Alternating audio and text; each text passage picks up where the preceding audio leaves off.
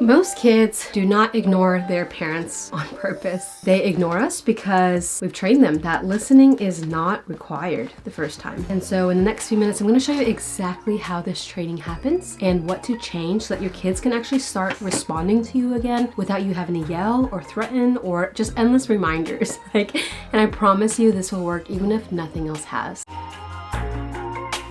First reason that kids stop listening is too many words. So when we explain and negotiate, repeat, plead, just all the things, especially moms, we teach our kids that obedience is optional. So let's just think about this for a real life example. We'll tell our child, okay, I've asked you to do this a few times already. This is the third time I'm reminding you. We really need to go. Put on your shoes. We put ourselves into these positions where our child isn't actually hearing our leadership. They're starting to just hear like a background noise, and it really just weakens our authority over time. And so the one shift that I promise you will change everything is if you say your command once and you say it clearly and then you stop talking.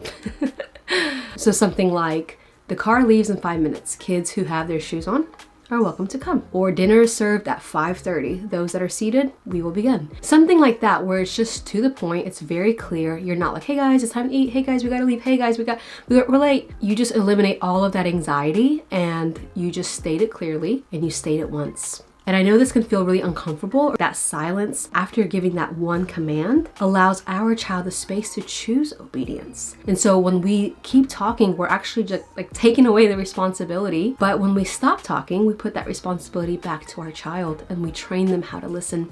Reason number 2 is that there's not a follow through. And so the reason that kids stop listening is because we don't follow through after we give an instruction. Most moms will do one of two things. We will either keep talking, which is so easy to do, or we just give up. And both teach the same thing, that listening is optional. Kids will actually listen when words are connected to outcomes. Like when instructions aren't completed, they learn they don't actually have to respond. And follow through is not punishment. As a Christian mom, it is discipleship. I talk a lot about like how modern parenting and psychology has infiltrated biblical values and convictions. So modern parenting teaches us that this kind of discomfort is harmful, that the kids don't always listen right away, or it takes their brain so long. And it can feel like this kind of follow through feels really harsh. But the reality is, as a biblical family, Scripture needs to be our plumb line, and it tells us something very different. Hebrews 12 actually says that discipline does not feel good or pleasant in the moment, but it produces peace, righteousness later for those that are trained by it. And so, for example, I talked about this in my chores video. If toys aren't picked up, they get taken. If dirty clothes aren't in the hamper, they don't get washed. So it's very calm, it's very predictable, there's no lectures. And this kind of consistency with our follow through is what makes our words actually trustworthy. All right, reason number 3. We try to have connection without authority. And so a lot of moms feel deeply connected to their kids, but they're very unclear in their leadership. I don't know, I've talked to a lot of moms that just feel really bad about being the authority or feeling like they don't want to be mean because it feels unkind to be in leadership. But connection without authority creates anxiety, and authority without connection creates fear. And biblical parenting, what's so beautiful about it is that it holds both. And so our kids will feel the safest when love is warm and that leadership is clear, because that truly reflects the heart of God. And so I want to give you a little bit of a practical reset if listening especially has broken down in your home. I want to encourage you that this is so common, and it doesn't mean like you're a bad mom or like your kids are just bad listeners or anything like that. It just means that you need to have a reset in your home. And again, I talked about a whole obedience reset in a previous video. I'll link all those videos at the end, but something really simple that you can do today, like literally as soon as you finish this video, is choose one instruction. Choose a pretty easy one that doesn't like trigger you. Choose one instruction, say it once, and then follow through calmly. Don't use extra words, filler words, emotions, none of that. Just calm and clear. And this is how you're actually going to rebuild listening in your home, just one moment at a time. Like, think about it like one marble at a time. It seems like nothing's happening until the whole jar is filled with marbles.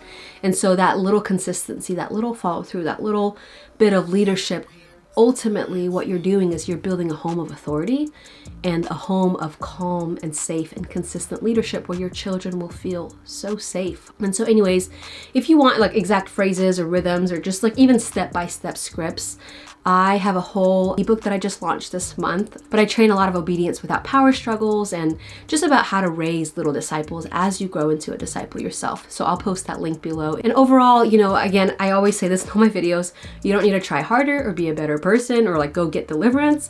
Like, I mean, I guess we all could use that, but ultimately you need a clear pattern, a clear rhythm, a clear system.